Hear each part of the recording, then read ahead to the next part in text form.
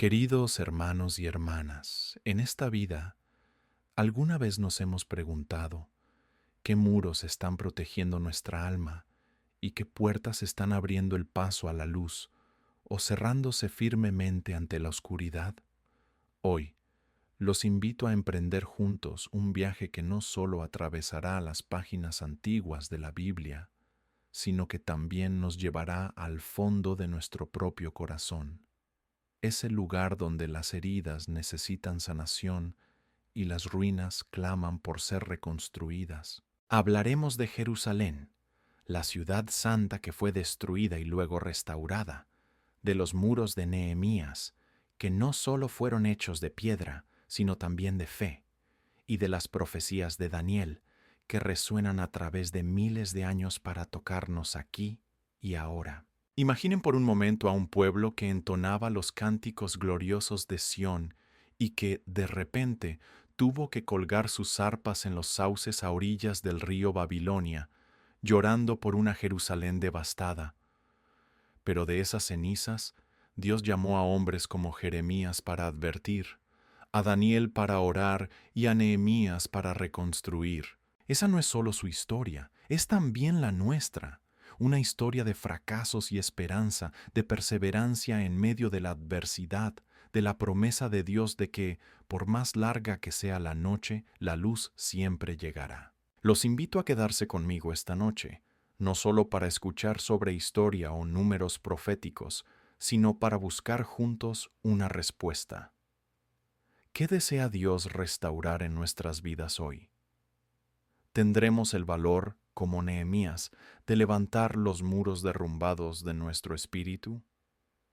¿Y tendremos la fe, como Daniel, de confiar en que, aunque no veamos el destino final, Dios sigue escribiendo su historia a través de cada instante que vivimos? Abramos juntos el corazón, los oídos y los ojos, porque la palabra de Dios no es solo un recuerdo del pasado, sino una llama que ilumina nuestro presente y nuestro futuro. De las 12 puertas. Pero déjeme que les diga algo. Mientras predicaba el domingo, parece mentira, ¿no?, que uno esté hablando y al mismo tiempo esté pensando, ¿no? Pero mientras compartía la palabra el domingo, les miraba a todos ustedes lo quieto, lo atentos que estaban, y hubo un momento en el que pensé, y se lo digo con toda sinceridad, no estaré dándoles demasiados datos, demasiada información, demasiadas cosas, ¿no?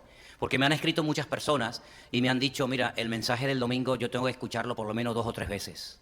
Porque fueron tantas cosas, tanta información, tantos datos, tantos detalles, que para mí, me decían las personas que me escribieron, es imposible el poder retener todo eso que estabas compartiendo.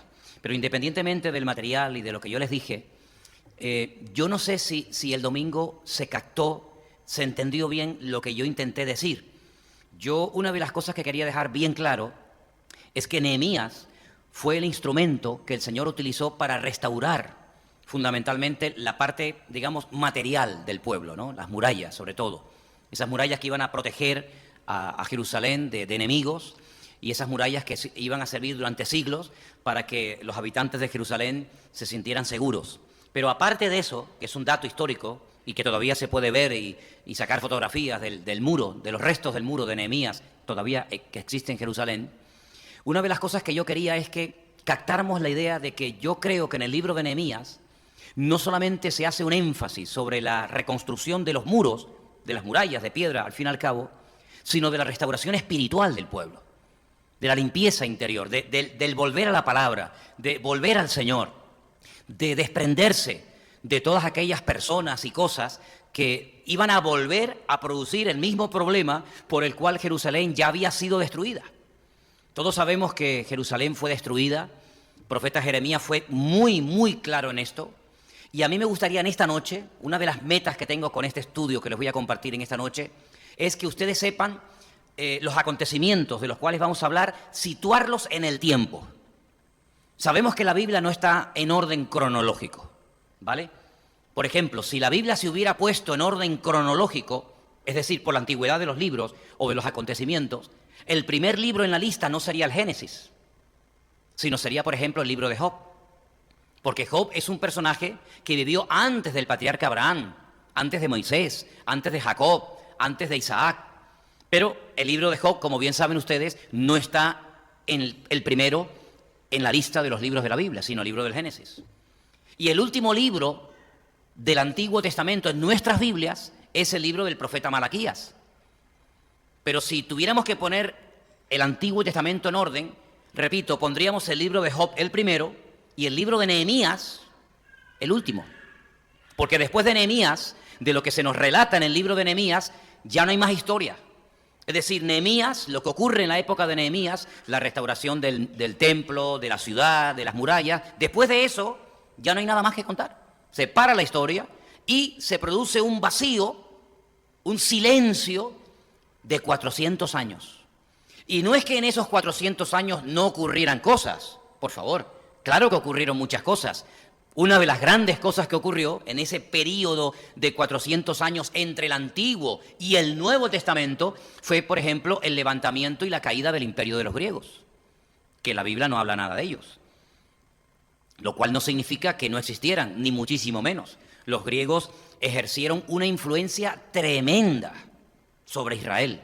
Conquistaron el mundo a través de Alejandro Magno, conquistaron, por supuesto, Israel, la ciudad de Jerusalén. No destruyeron el templo como había hecho Nabucodonosor, pero lo convirtió en una especie de gimnasio y de templo pagano. La estrategia fue diferente. La influencia de los griegos en la cultura fue enorme, hasta el punto que el Nuevo Testamento se escribió en la lengua de los griegos, ¿verdad? No tenemos en nuestras Biblias primera y segunda de Macabeos, pero en algunas Biblias sí aparecen la historia de estos muchachos, de estos jóvenes judíos que se jugaron la vida y pelearon contra los griegos para volver a consagrar el templo para el culto al Señor. Es decir, el que la Biblia no hable de esos 400 años entre el Antiguo y el Nuevo Testamento no significa de que no ocurrieron cosas interesantes. Interesantes no, interesantísimas. Los famosos seleucidas, los macabeos, los asmoneos, todas esas historias tremendas, interesantes, no están contadas en la Biblia, pero forman parte de la historia secular, ¿vale? Ahora, una de las cosas que quiero hacer, como acabo de decir en esta noche, es que ustedes sepan qué fue primero, qué fue después, qué fue antes. Vamos a ir en orden. El profeta Jeremías fue el que profetizó desde dentro de Jerusalén, él vivía en Jerusalén, durante 40 largos años, que la ciudad iba a ser atacada e iba a ser destruida. No le creyeron, nadie se arrepintió, nadie cambió interiormente, sino que creían que como tenían el templo del Señor en Jerusalén, el enemigo nunca iba a poder entrar en la ciudad y destruirla. Pues se equivocaron. Se equivocaron totalmente. Jerusalén fue destruida desde los cimientos. Las murallas fueron derrumbadas. El templo fue quemado. Las puertas, lógicamente, también.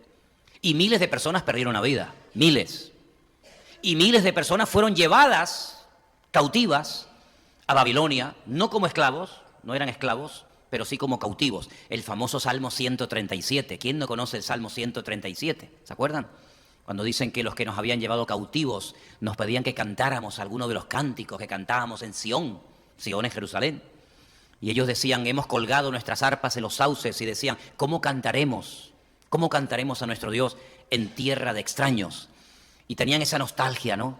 Esa pena, ese dolor, esa herida abierta por la ciudad de Jerusalén que había sido destruida, y decían, Jerusalén, si me olvidare de ti, que pierda mi diestra su destreza y mi lengua se pega a mi paladar. Salmo 137 es precioso, ¿no?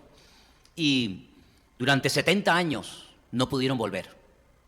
Vamos a leer algunos versículos en esta tarde del libro del profeta Jeremías, donde vamos a ver que aparte de profetizar la destrucción de la ciudad, hay una palabra, una promesa preciosa que yo quiero que la leamos en esta tarde. Y vamos a ir concretamente al libro de Jeremías. He tomado muchísimos apuntes y los tengo aquí para compartirlos con ustedes. Vamos a ver hasta dónde llegamos. Vamos a ir a Jeremías 25 y después iremos a Jeremías 29. Jeremías 25, 11 y 12, preste atención, son palabras del profeta Jeremías antes de la destrucción del templo y de Jerusalén. Toda esta tierra, dice el Señor a través de la boca del profeta Jeremías, toda esta tierra será puesta en ruinas y en espanto. Y servirán estas naciones al rey de Babilonia, tome nota de este dato, 70 años. 70 años. Versículo 12. Cuando sean cumplidos los 70 años, castigaré al rey de Babilonia y a aquella nación por su maldad, ha dicho el Señor. Y la tierra de los caldeos, y la convertiré en desiertos para siempre. Es decir, se profetiza una destrucción, se profetiza la destrucción de Jerusalén, de las murallas, del templo, etc. Pero al mismo tiempo se le dice al pueblo que después de 70 años podrían otra vez volver y restaurar la ciudad, las murallas, el templo, la vida religiosa, etcétera, etcétera. Quédense con ese dato, 70 años. Jeremías, capítulo 29, versículo 10. Porque así ha dicho el Señor, cuando en Babilonia se cumplan los 70 años, yo os visitaré. Despertaré sobre vosotros mi buena palabra para haceros volver a este lugar. Así que tenemos en Jeremías 25 y en Jeremías 29 las dos promesas de la restauración, del retorno de las tribus del sur otra vez a su tierra. ¿Por qué digo las tribus del sur? Está bien con eso. ¿Por qué digo las tribus del sur? Porque, como bien saben ustedes, Israel estaba compuesta por 12 tribus. Las 10 tribus del norte se separaron en un momento determinado de las tribus del sur y adoptaron el nombre de Israel. Y la capital de las tribus del norte, la capital del reino de Israel, era Siquén, que era la capital de Samaria, ¿vale? Y las dos tribus que quedaron abajo en el sur era la tribu de Judá y dentro de la tribu de Judá la tribu de Benjamín, ¿vale? Así que saltabas de una calle a otra y en una calle estabas en la tribu de Judá y en otra calle un metro más adelante estabas en la tribu de Benjamín. De hecho, hasta el templo, la mitad pertenecía a la tribu de Benjamín y la mitad pertenecía a la tribu de Judá, ¿vale? Las tribus del norte fueron atacadas y nunca más volvieron a su tierra, nunca más volvieron. Se conocen como las famosas tribus perdidas. Solamente lograron volver después de 70 años a su tierra, a su país, las tribus del sur, que se llamaba Judá. ¿De acuerdo? Así que el país durante mucho tiempo se enfrentó, el norte contra el sur, en una especie de guerra civil, hermanos contra hermanos. El norte contra el sur, Israel contra Judá. Las tribus del norte desaparecieron, solamente Dios sabe dónde están. Aparecerán en los últimos tiempos, dice la Biblia. En el libro del Apocalipsis dice que 12.000 miembros de cada una de las tribus de Israel se convertirán al Mesías y serán los que van a evangelizar al pueblo de Israel durante el período que conocemos como la Gran Tribulación. 12.000 de cada tribu, un total de 144.000. Que los testigos de Jehová saben que le dan una explicación muy particular, ¿vale? Gracias, escuchen bien este dato, esto es impresionante, gracias a que las tribus del sur regresaron, pudo nacer el Señor Jesucristo. Porque el Señor Jesucristo era de la tribu de Judá. Y si Judá no hubiera regresado del cautiverio en Babilonia, el Señor no hubiera podido nacer en Belén de Judea. Si no hubiera nacido en Babilonia, o sabe Dios dónde. Pero la palabra decía que Él sería de la tribu de Judá, por parte de padre y por parte de madre, y que nacería en un pueblo que le pertenecía al territorio que se le asignó a la tribu de Judá. Y ese territorio, ese pueblecito era Belén, Betlehem, la casa del pan, Belén de Judea, ¿vale? Ahora, cuando retornan después de los 70 años, empieza la vida de cero. Ahora, hemos leído los versículos de Jeremías, donde se profetizaban los 70 años de cautiverio y el retorno. Vamos a ir al libro de Daniel, el libro de Daniel, capítulo 9, versículos 1 y 2. Daniel capítulo 9, versículos 1 y 2. Y vamos a ver algo muy interesante. Daniel capítulo 9, ¿lo tienen? Versículo 1 y 2. En el año primero de Darío, hijo de Asuero, para los que están documentados en la historia, este Asuero que se menciona aquí no es el Asuero que se menciona en el libro de Esther. Se llaman igual, pero lógicamente hay una diferencia de 100 años entre uno y otro, ¿vale? Para que no digan, oye, este Asuero, ¿cuánto vivió? Es como los Herodes. ¿Cuántos Herodes había? Unos cuantos. Entonces, en el año primero de Darío, hijo de Asuero, de la nación de los Medos, que vino a ser el rey sobre el reino de los caldeos, en el año primero de su reinado, yo, Daniel, dice aquí la versión Reina Valera, miré atentamente en los libros el número de los años de que habló el Señor al profeta Jeremías, que habían de cumplirse las desolaciones de Jerusalén en 70 años. Hermanos, tenemos constancia bíblica, podemos afirmar con toda seguridad que por lo menos el rollo, el pergamino del profeta Jeremías se lo llevaron a Babilonia. Yo estoy convencido que se llevaron muchos más. Toda la Torá se la habrán llevado y muchos salmos, ¿verdad? Pero por lo menos tenemos constancia bíblica de que el pergamino o los pergaminos, las profecías del profeta Jeremías, se las llevaron a Babilonia, porque hemos leído en esta noche que Daniel, estando en Babilonia, él fue llevado cautivo, ¿se acuerdan? Miró atentamente en los libros. Y dicen qué libros estaba leyendo. En el libro del profeta Jeremías. Qué interesante, ¿eh? Y saben que lo que hemos leído nosotros esta noche, esos dos versículos de Jeremías 25 y de Jeremías 29, son los mismos versículos que nuestro hermano Daniel leyó en Babilonia. Es impresionante, ¿eh? ¿No te animas con esto? Es alucinante saber que lo que yo acabo de leer ahora, hace 2500 años, un hombre en Babilonia llamado Daniel leyó exactamente lo mismo que hemos leído nosotros en esta noche. Dice la versión Reina Valera, yo Daniel miré atentamente en los libros. Hay muchas versiones de la Biblia en todos los idiomas del mundo, por supuesto en español también. Pero esta traducción, concretamente este versículo, no otros, pero concretamente la versión Reina Valera, que es la que solemos utilizar nosotros en la iglesia, esta traducción no es correcta del todo. Porque en el texto original, y lo he leído, no dice que miré atentamente en los libros, sino dice literalmente, entendí en los libros. Es decir, Daniel entendió que el tiempo se acercaba de la liberación del cautiverio babilónico. Lo entendió. 70 años profetizó Jeremías.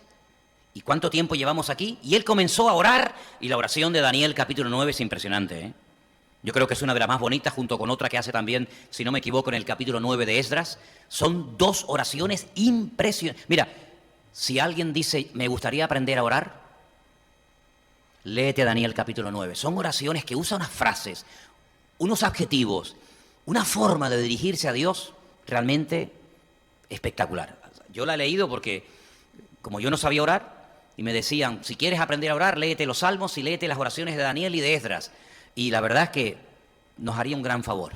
Pero a lo que voy, Daniel comete un error. No es una crítica contra Daniel, pero es la pura realidad.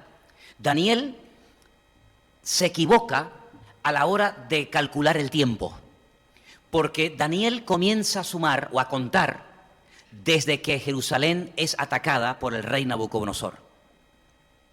Y cuando Nabucodonosor, rey de Babilonia, ataca Jerusalén, no destruye el templo en ese momento, sino 18 años más tarde. Y esa es la diferencia que hay entre la preocupación de Daniel, creyendo que ya se iban el año que viene o en un par de años de Babilonia, y todavía faltaban 18 largos años. Porque, repito, él empieza a contar desde que Jerusalén es atacada, cuando él seguramente fue llevado cautivo a Babilonia, y no comienza a contar el tiempo hacia atrás desde que fue destruido el templo de Jerusalén. Es decir, que desde que Nabucodonosor ataca Jerusalén hasta que destruye el templo, pasan 18 años, ¿vale? No fue algo inmediato.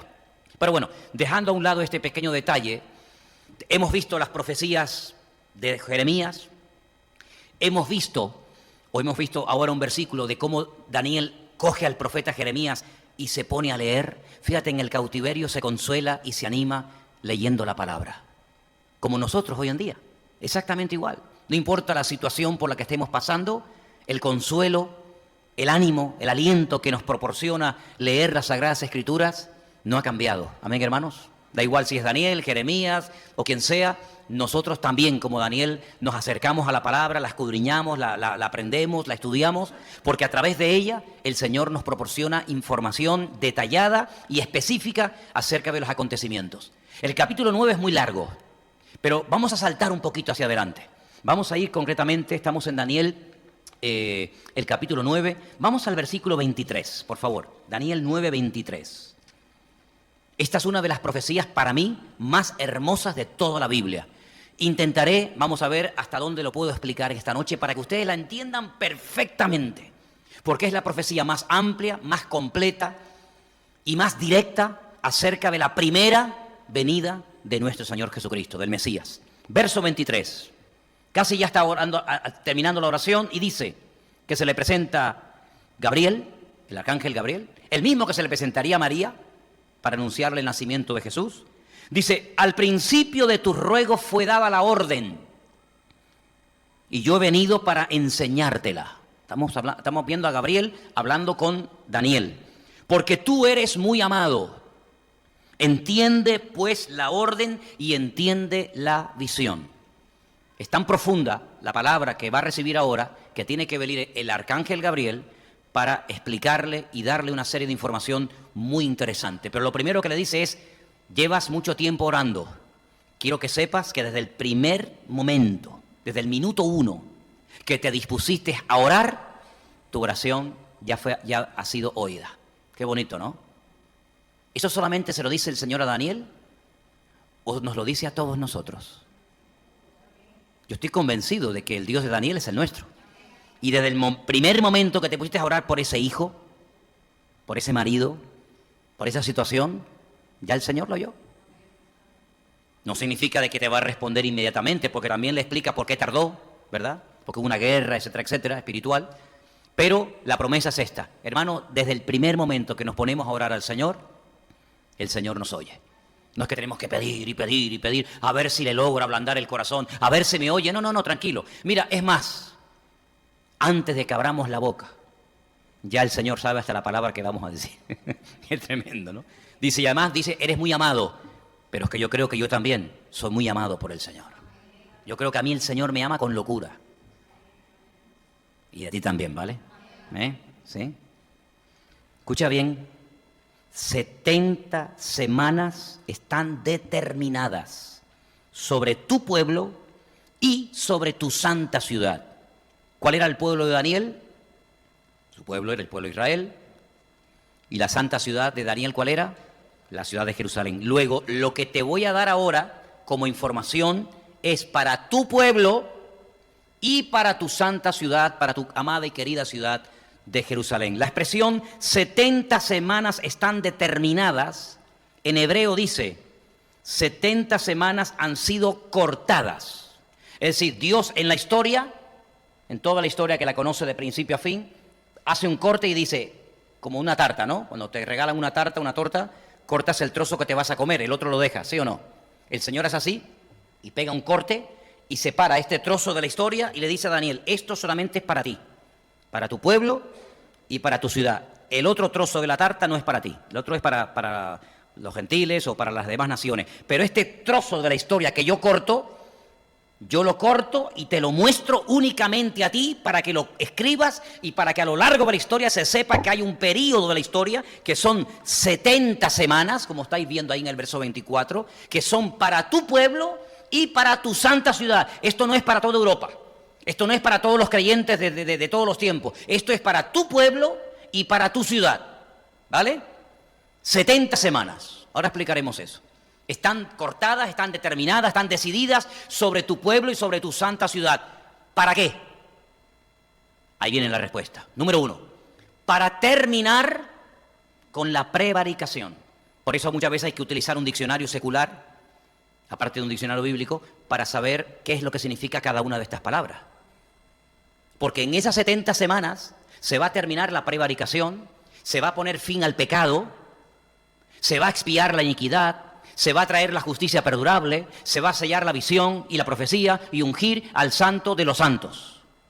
Todo eso va a ocurrir en este periodo de 70 semanas. ¿Se ha terminado ya con el pecado? ¿Verdad que no? ¿Se ha terminado ya con la iniquidad? Entonces este tiempo aún está en vigor. No se ha cumplido todo, porque si no, aquí falla algo.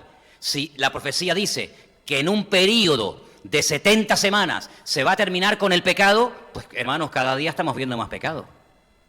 Y sería una contradicción con lo que Jesús enseñó en Mateo 24, cuando Él dice que la maldad irá en aumento. Si dice aquí que va a terminar con el pecado en 70 semanas y la maldad va en aumento, ¿cómo encajamos, cómo entendemos todo esto? Vais a ver. Y ungir al santo de los santos. No me lo cambies. Miren, al final de la frase, ¿veis? Ungir al santo de los santos, ¿lo veis? Ahí hay algo que no encaja. Y es que los traductores, el traductor de la versión Reina Valera, ojo, no están todas las Biblias iguales, ¿eh? Yo he consultado con 10 o 12 traducciones diferentes y no dice exactamente así, sino les voy a decir lo que dice. La última frase, ungir al santo de los santos, si os dais cuenta, la palabra santo aparece en mayúscula, como dando a entender que en este periodo de 70 semanas se ungiría ¿a quién? Al Señor Jesucristo, ¿sí o no? Porque pone al santo de los santos. ¿Se dan cuenta? Pero en el texto original no dice al santo, dice al santo de los santos, pero hace referencia al lugar santísimo, que se llamaba el lugar santísimo y que en español pone el lugar santo de los santos. Aunque también vamos a ver algo muy interesante acerca de cómo en un momento determinado al Señor Jesucristo se le compara con el lugar santísimo. Pero no está en mayúscula lo de santo, porque en hebreo, lo he dicho 1.000.000 de veces, no existen palabras mayúsculas. Todas tienen el mismo tamaño, ¿vale? Para que nos entendamos. Seguimos leyendo el versículo siguiente. Sabe pues y entiende. Dos verbos. Sabe y entiende. Hay gente que sabe muchas cosas, pero no las entiende. Y Gabriel no solamente viene para que sepas esta información y la tengas, sino para que la sepas y para que la entiendas. Tú tienes que saberla y tienes que entender que ahora viene ahí algo muy importante. Os estoy compartiendo esta tarde la profecía más profunda e interesante de toda la Biblia. Yo estoy convencido que hay miles de cristianos que no han oído en la vida el estudio que ustedes están a punto de escuchar esta noche. Sabe pues y entiende que desde hasta min ad, esas dos preposiciones son tan importantes en la Biblia porque te delimita el espacio. Te dice desde aquí hasta aquí. Limita el tiempo y limita el espacio. Aquí limita el espacio, y ahora vamos a ver en otro versículo muy rapidito cómo te limita el tiempo y el espacio. Sabe pues y entiende, síganme, que desde la salida de la orden, en el texto original dice de la salida de la palabra, desde la salida de Dabar, desde la salida de la palabra, para restaurar y edificar, dos verbos, no es lo mismo restaurar que edificar, son dos cosas diferentes, las veremos. Para restaurar y edificar a Jerusalén hasta el Mesías. El artículo no aparece en el texto original, pero en español es importante ponerlo. Hasta el Mesías príncipe habrá 7 semanas y 62 semanas y se volverá a edificar la plaza y el muro en tiempos angustiosos. 62 y 7, porque ahí pone 7 más 62, ¿cuánto es?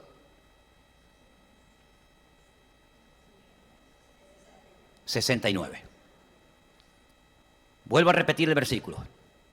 Sabe pues y entiende que desde, ahí empieza, desde la orden, desde la salida de la orden de la palabra, cada vez que Dios hablaba, ¿no ven en Génesis 1? Y dijo Dios, sea la luz, ¿y qué pasó? Fue la luz. Cuando Dios da una orden, no hay nada que detenga la orden de Dios. En el momento en el que Dios diga, ya es el momento de salir, desde la salida de la orden para restaurar y edificar a Jerusalén hasta el Mesías príncipe, ¿este quién es? Claro, los judíos lógicamente no interpretan esto como el Mesías nuestro, sino como el príncipe de Persia. pero se equivocan rotundamente, con todo mi respeto. Hasta el Mesías príncipe habrá 7 semanas y 62 semanas y se volverá a edificar la plaza y el muro en tiempos angustiosos. Les voy a leer un versículo, no te lo di, pero no te preocupes, Johnny. Escuchen este versículo que les va a ayudar mucho para entender estas dos preposiciones de vital importancia en la Biblia. Desde, hasta, desde, hasta. Les leo el versículo y después les digo dónde está. Os he entregado, como lo había dicho a Moisés, todo lugar que pisare la planta de vuestro pie, desde el desierto y el Líbano hasta el río Éufrates. Es decir, desde el desierto hasta el río Éufrates, todo esto será vuestro territorio. Con esas dos preposiciones, min, ad o desde, hasta, marca el territorio, el marco en el cual se va a poder mover con toda libertad y conquistar con autoridad Israel. No te salgas de ese desde hasta, porque no te daré ningún lugar que yo no te haya prometido entregar. Así que en Josué vemos cómo con las dos preposiciones que les acabo de mencionar, desde, hasta, le indica a Josué dónde tienes que hacer la guerra y al mismo tiempo indirectamente dónde no tienes que hacer la guerra.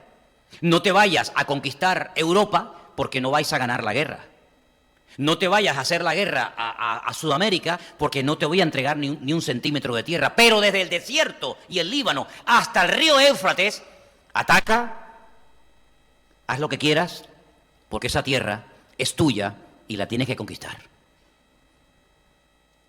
Y esas mismas preposiciones las vuelve a utilizar Dios a través de Gabriel para decirle a Daniel, Daniel, escucha bien, estate atento a lo que te voy a decir, entiéndelo. Estás leyendo el libro del profeta Jeremías. Has entendido que ustedes van a estar aquí solo 70 años, ni un día más, ni un día menos, ¿vale? Desde el momento en el que ustedes salgan de aquí, desde el momento en el que el rey, en este caso Artajerjes, uno de ellos, les dé el permiso, les dé la orden, que no está hablando por sí mismo, sino porque Dios le está diciendo que lo diga, porque si no sería imposible. Desde ese momento hasta que entre el Mesías príncipe, pasarán 69 semanas. Pero claro, tú ahora dices, vamos a ver, 69 semanas... ¿Cuántos días son?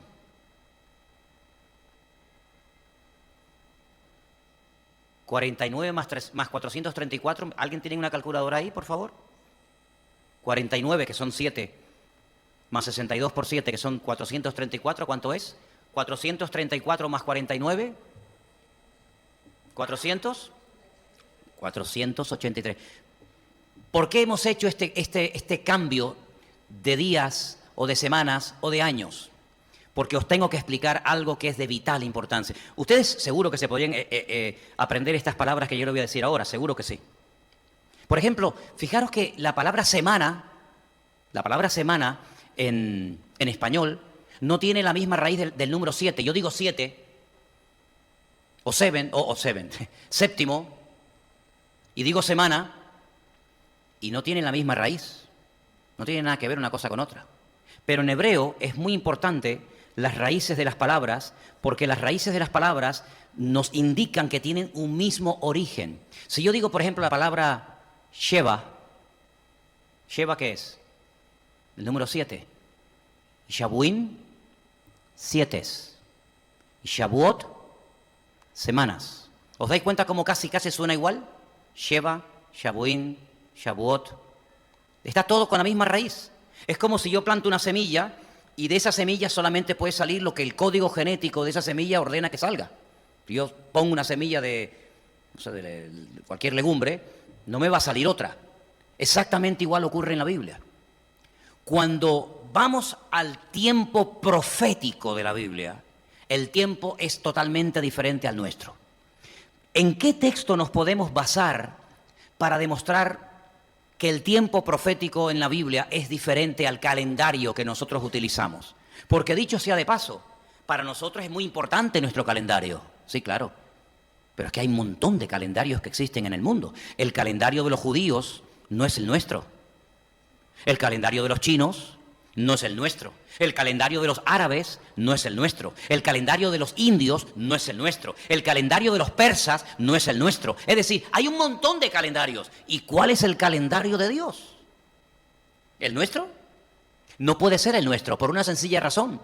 Porque nuestro calendario lo mandó a hacer un papa. El Papa Gregorio. Y en los tiempos del profeta Daniel, el Papa Gregorio y el cristianismo no existía. Por lo tanto, ¿cómo se contabilizaba el tiempo en los tiempos de Daniel? Totalmente diferente a cómo se contabiliza el tiempo en nuestros tiempos actuales, ¿sí o no? Por lo tanto, para poder entender este mensaje de las 70 semanas están determinadas sobre tu pueblo y sobre tu santa ciudad, hay que meternos en el tiempo de la Biblia, porque el tiempo en la Biblia es completamente diferente al nuestro.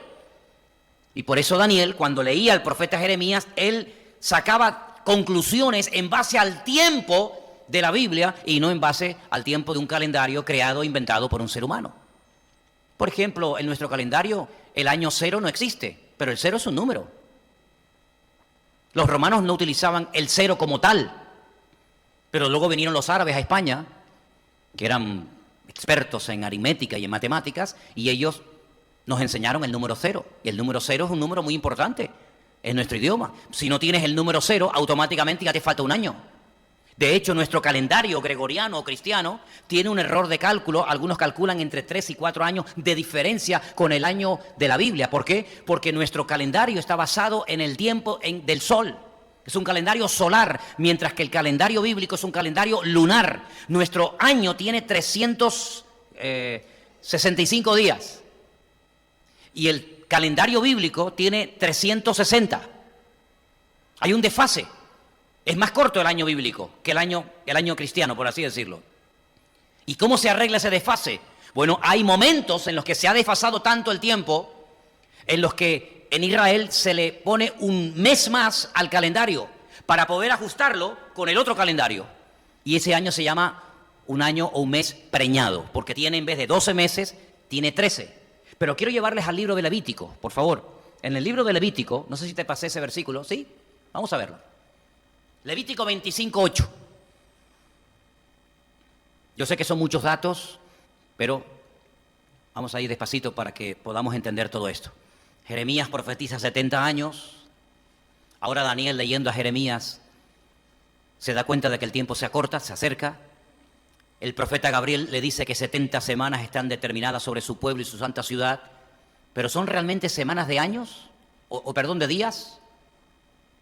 ¿O son otro tipo de semanas diferentes a las que tenemos en mente nosotros? Ahí lo tienes, la explicación. Contarás 7 semanas de años. 7 veces 7 años. 7 veces 7 años, ¿cuánto es? 49. De modo que los días de las 7 semanas de años vendrán a serte 49 años. Luego, si yo te digo una semana de días, Shabuín Yamín, como lo dice la ley, Shabuín, semanas, Yamín, de días. ¿Cuántos días son? Ok. Pero si no incluyo la palabra Yamín, que es de días, simplemente digo Shabuot o Shabuín, son semanas de años.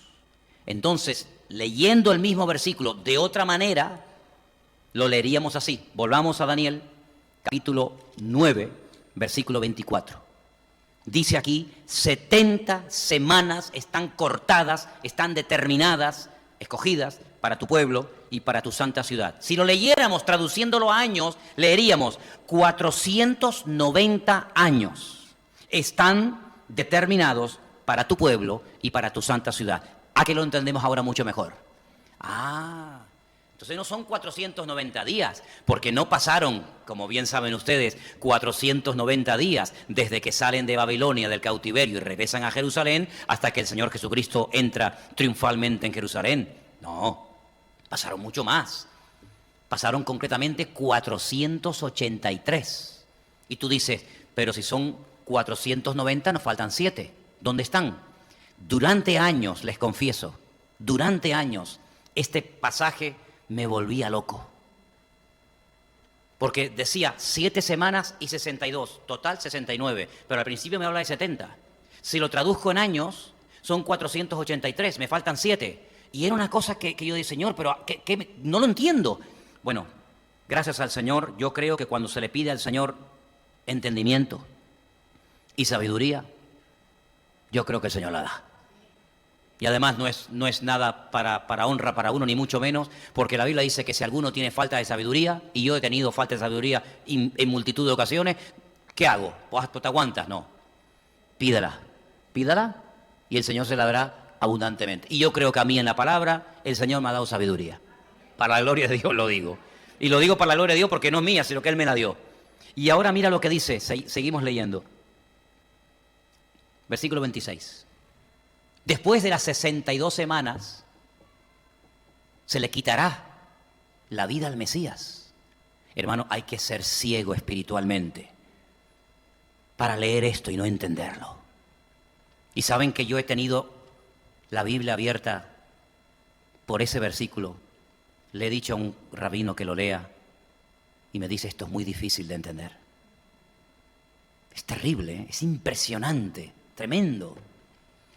Después de las 62 semanas se le quitará la vida al Mesías. Dice, mas no por sí. Es decir, Él mismo no se la va a quitar. Y el pueblo de un príncipe que ha de venir destruirá la ciudad y el santuario. Pero si ya está destruida. ¿Me explico? Ya la ciudad de Jerusalén está destruida, no existe. Por eso Daniel está en Babilonia hecho polvo, orando, diciendo, Señor, sácanos de aquí para volver a nuestro país y restaurar el santuario, el templo, las murallas, la ciudad. Aún no ha sido reconstruida y dice, vendrá un príncipe que destruirá la ciudad y el santuario. ¡Otra vez! Aún no la han reconstruido y ya le está profetizando que se la van a reventar otra vez. ¿Qué te parece? Y él orando para volver y reconstruir el santuario y el templo. Y el Señor le dice, sí, pues va a venir un príncipe que la va a destruir otra vez. Va a destruir la ciudad y el santuario. Y su fin será ¿cómo? Dice, ahí no se entiende mucho, parece que va a venir como un diluvio, ¿no? Pero el texto original dice, será ¿cómo? Como un diluvio, como una inundación, ¿verdad? Y hasta el fin de la guerra durarán las devastaciones. Y ahora viene la famosa semana que nos falta, los famosos 7 años. Y por otra semana, por otros 7 años, siempre hay que multiplicar por 7, confirmará el pacto con muchos a la mitad de la semana. La mitad de 7 años, ¿cuánto es? 3 años y medio. ¿Se dan cuenta? Cuando ustedes leen en Apocalipsis 3 años y medio, que es lo mismo 1260 días o 42 meses, es lo mismo, es lo mismo. O cuando dice Daniel tiempos y la mitad de un tiempo, es exactamente lo mismo. Pues dice que a la mitad de la semana hará cesar el sacrificio y la ofrenda. Después, con la muchedumbre de las abominaciones, vendrá el desolador, hasta que venga la consumación y lo que está determinado se derrame sobre el desolador. Miren, hermanos, Daniel está orando para reconstruir, o para, mejor dicho, para salir y regresar a Jerusalén y reconstruir la ciudad. Y el Señor le está presentando un panorama que le dice, mira, ustedes restauren el templo, ustedes reconstruyan las murallas, pero todo esto, otra vez, va a ser destruido. Y es que no salen de una para meterse en otra. Aún no han salido de aquí, aún no han puesto ni una piedra sobre una piedra, y ya te estoy diciendo que por mucho que se esfuercen, todo volverá a ser destruido. Y sabes, Daniel, cuando está recibiendo esto, hay momentos en los que él dice que no entendía. Pero ahora nosotros que podemos mirar atrás y decimos, ¿se cumplió o no se cumplió parte de esta palabra profética, Daniel? Totalmente.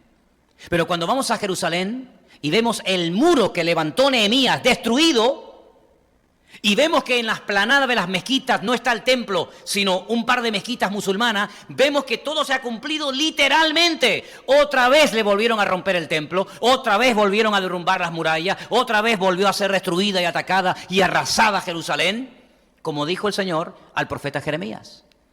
Ahora, al profeta Daniel, perdón.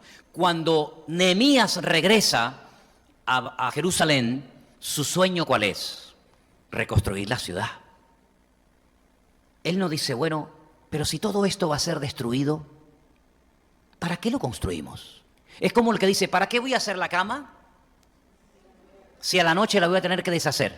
Hay así de gente, así, ustedes se ríen, pero yo conozco a algunos y algunas que dicen, pero si esta noche se vamos otra vez a deshacer, déjala ya. Bueno, vamos a dejarlo ahí. ¿Y para qué nos vamos a afeitar? ¿Y para qué nos vamos a duchar? Nehemías no está con el pesimismo de decir, bueno, si nos van a reventar otra vez todo, pues ya está, déjalo todo como está. No, hermanos, porque nosotros no vamos a ser responsables delante de Dios por el futuro, pero sí vamos a ser responsables delante de Dios por nuestro presente. Y eso es algo que para mí me ha impactado muchísimo. Porque cuando yo leo la Biblia, veo que Nínive fue destruida 130 años después del profeta Jonás. Pero Jonás fue mandado a Nínive para que predicara y se arrepintieran los ninivitas. Nosotros sabemos que el Señor viene, que todo va a ser destruido, que el anticristo viene, etcétera, etcétera. Pero nosotros no vamos a tener que rendirle cuentas al Señor por el futuro, ni por lo que no podíamos hacer. Pero sí vamos a rendirle cuentas al Señor por lo que sí podemos y debemos hacer.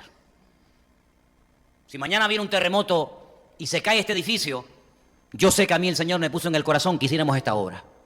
Si yo supiera que mañana va a venir un terremoto y rompe todo, pues no sé cómo actuaría, pero lo que está bien claro es que no nos preocupemos por el futuro, sino basta cada día su propio afán. Y eso es vivir actualizado en el Señor cada día.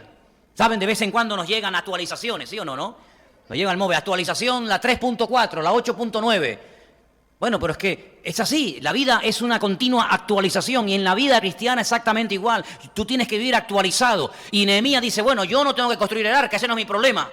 Yo no tengo que construir el templo, eso no es mi problema. Pero mi llamado es levantar un muro. Si mañana vienen otros y lo revientan, eso no es problema mío. Pero nunca me podrá decir el Señor, tú no levantaste el muro cuando tenías que haberlo levantado. A ti no te preocupe lo que van a hacer los demás en el futuro. Tú debes de preocuparte por lo que tienes que hacer hoy. ¿Cuántos dicen amén?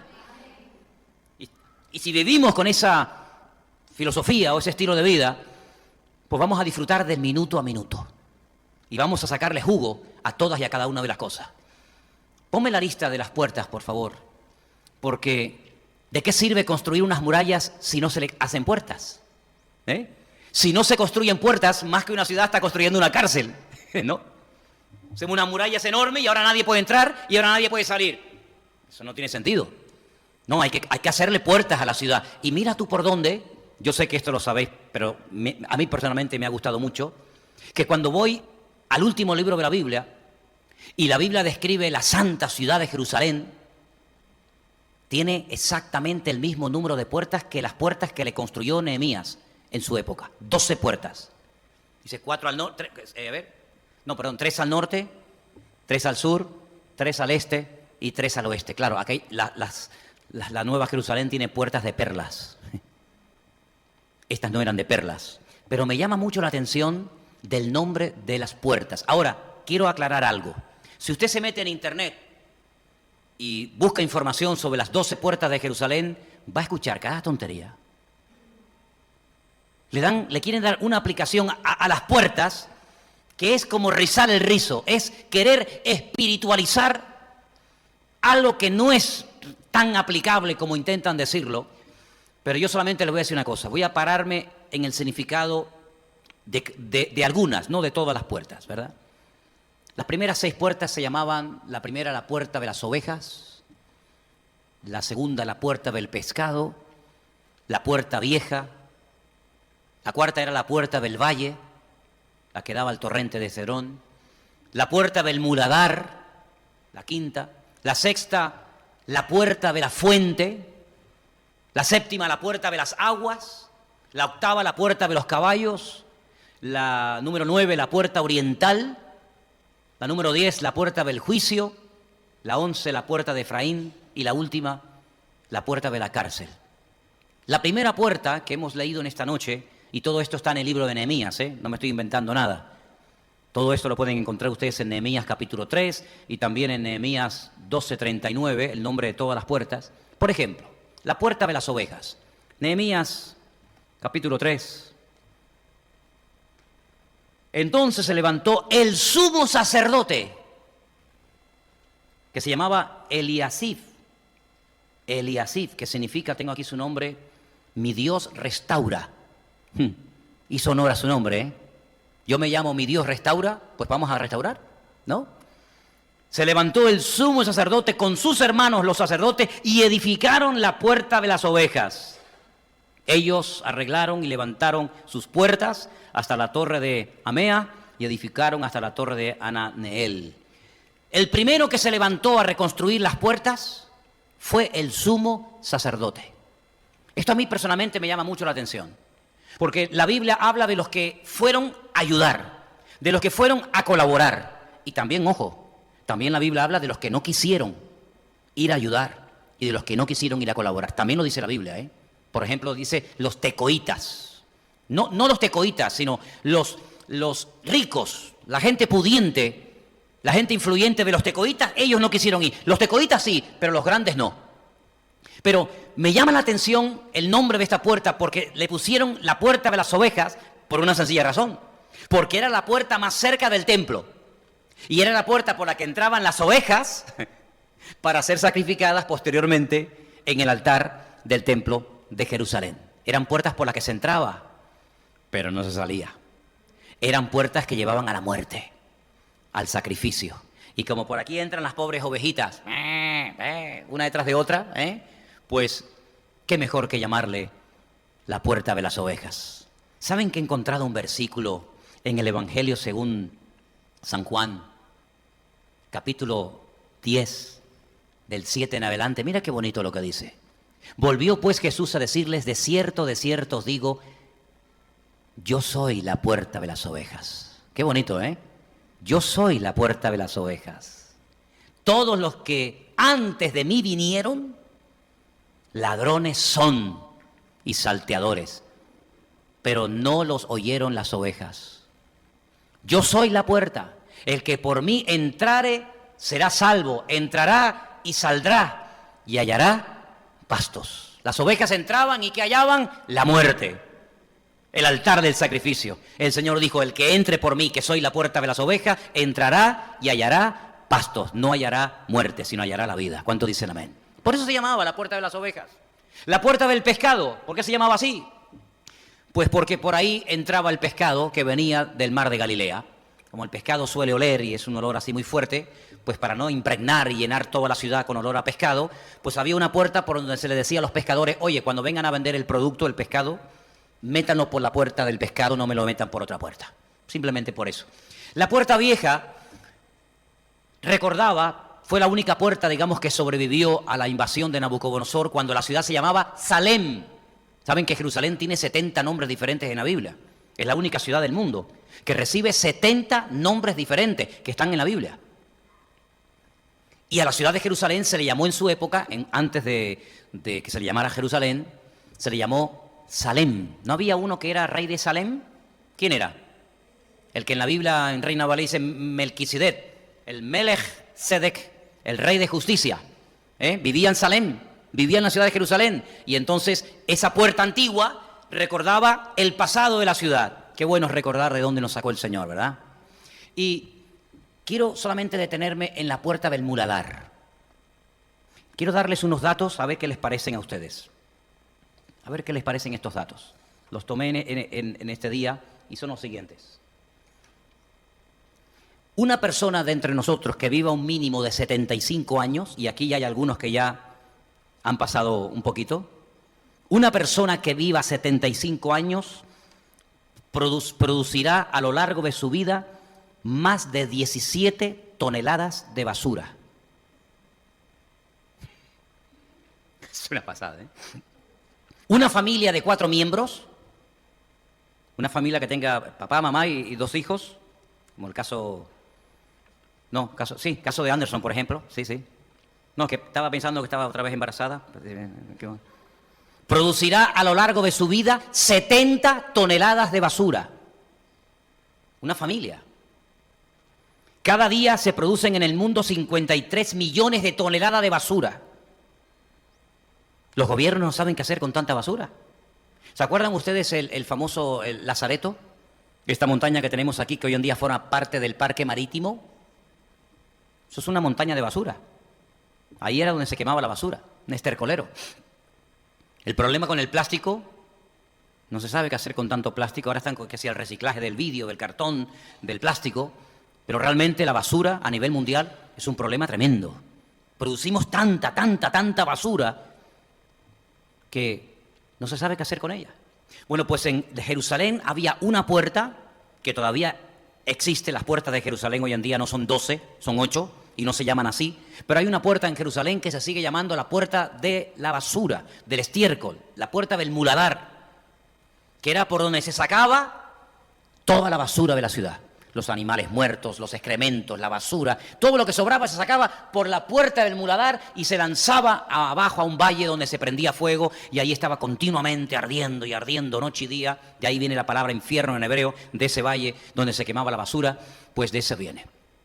Y mira tú qué importante que hicieron una puerta específicamente para sacar la basura. Y nosotros, hermanos, ¿por dónde sale o por dónde entra la basura a nuestras vidas? ¿Por dónde entra la basura? Bueno, hay tantos medios por los que el diablo mete basura a nuestras casas, ¿verdad?